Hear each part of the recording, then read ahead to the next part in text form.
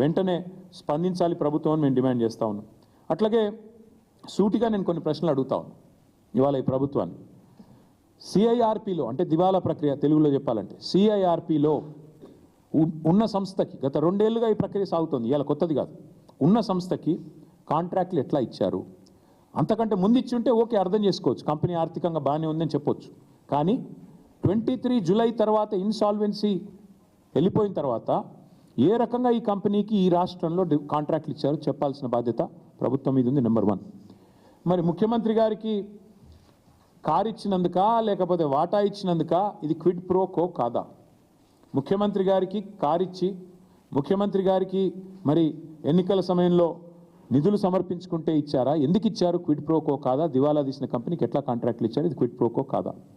తర్వాత బినామీ సంస్థ కాకపోతే నేను అడిగేది, కంపెనీపై నిషేధం ఉన్నా కూడా కాంట్రాక్ట్లు ఎట్లా ఇచ్చారు? ఈ కంపెనీకి ఎలా వచ్చినాయి కాంట్రాక్ట్లు ఇట్లా ఇన్సాల్వెన్సీలో ఉన్నప్పుడు అనేది ఇంకో ప్రశ్న. మరి మనీ లాండరింగ్ జరగకపోతే బ్యాంక్ ఖాతాలన్నీ స్తంభింపజేసిన తర్వాత 100 కోట్లు ఎట్లా వచ్చినాయి? ఆలోచించండి. అట్లాగే ఖచ్చితంగా ఈ విషయంలో సీఎం పాత్ర ఏంది తేలాల్సింది. అసలు సీఎం గారికి ఈ కంపెనీకి ఉన్న సంబంధం ఏంటి తేలాలి. అట్లాగే మా పార్టీ నుంచి కొన్ని డిమాండ్లు కూడా ఇవాళ ప్రభుత్వానికి పెడతా ఉన్నాం. తక్షణమే సుప్రీంకోర్టు ఈ ఆదేశం ఇచ్చిన తర్వాత తదుపరి మీకు ఏమైనా కనీసం సిగ్గు లజ్జా ఉంటే వెంటనే కేఎల్ఎస్ఆర్ కంపెనీకి ఈ రాష్ట్రంలో ఇచ్చిన ప్రతి కాంట్రాక్ట్ రద్దు చేయాలి అని డిమాండ్ చేస్తూ ఉన్నాం. అట్లాగే ప్రస్తుతం ఏదైతే వర్క్స్ జరుగుతున్నాయో తక్షణమే వాటిని నిలిపేయాలని చెప్పి కూడా డిమాండ్ చేస్తూ ఉన్నాం. దాంతోపాటు సుప్రీంకోర్టు విచారణ పూర్తయ్యేదాకా, సుప్రీంకోర్టు ద్వారా ఆదేశించబడ్డ విచారణ పూర్తయ్యేదాకా ఈ కంపెనీకి ఎట్టి పరిస్థితుల్లో ఈ రాష్ట్రంలో మరొక వర్క్ కూడా ఇవ్వకుండా బ్లాక్ లిస్ట్లో పెట్టాలని చెప్పి కూడా డిమాండ్ చేస్తూ ఉన్నాం.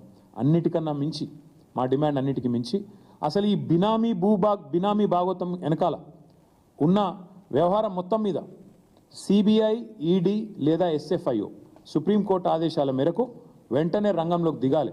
జనరల్గా ఒక రాష్ట్రంలోకి సిబిఐ, ఈడీ రావాలంటే మొన్న కిషన్ రెడ్డి గారు మహానుభావుడు చెప్పాడు, కొత్త విషయం మాకు తెలియదు.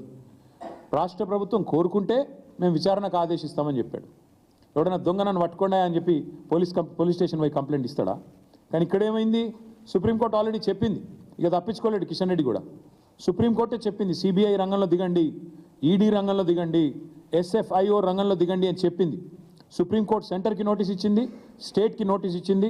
నిజంగా కిషన్ రెడ్డి గారు బీజేపీ ఇవాళ రేవంత్ రెడ్డిని కాపాడుతున్న మాట నిజం కాకపోతే వెంటనే సిబిఐ, ఈడీ, ఎస్ఎఫ్ఐఓ రంగంలో దిగాలి.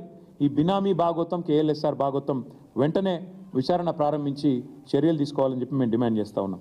తీవ్రమైన అవకతవకలు, ఆర్థిక కుంభకోణం, క్రిమినల్ కుట్ర, అధికార దుర్వినియోగం, వీటన్నిటి మీద, మనీ లాండరింగ్ మీద, ముఖ్యమంత్రి గారి పాత్ర మీద కూడా సిబిఐ, ఈడీ వెంటనే విచారణ చేయాలని చెప్పి కూడా మేము డిమాండ్ చేస్తూ ఉన్నాం. దీని మీద వేగంగా స్పందించాల్సిన బాధ్యత ఖచ్చితంగా కేంద్ర ప్రభుత్వం మీద ఉంది. ఇప్పటికే మీకు నోటీస్ ఇచ్చి మరి సుప్రీంకోర్టు 10 రోజులు అయింది. మేము 10 రోజుల తర్వాతే మాట్లాడుతున్నాం. మీరు స్పందిస్తారేమో అనుకున్నాం, స్పందించలేదు. అందుకే స్పందించాల్సిన బాధ్యత మీ మీద ఉంది కాబట్టే మీకు గుర్తు చేయడానికే మరి ఇవాళ ఈ ప్రెస్ మీటు. మరి మధ్యలో ముఖ్యమంత్రి గారు దావోస్లో మాయమయ్యారని కూడా వార్తలు విన్నాం. మాయమై సడన్గా 4-5 రోజుల తర్వాత ఎక్కడో తేలారు. ఆ 4-5 రోజులు ఎక్కడ పోయారో ఎవరికీ తెలియదన్నారు.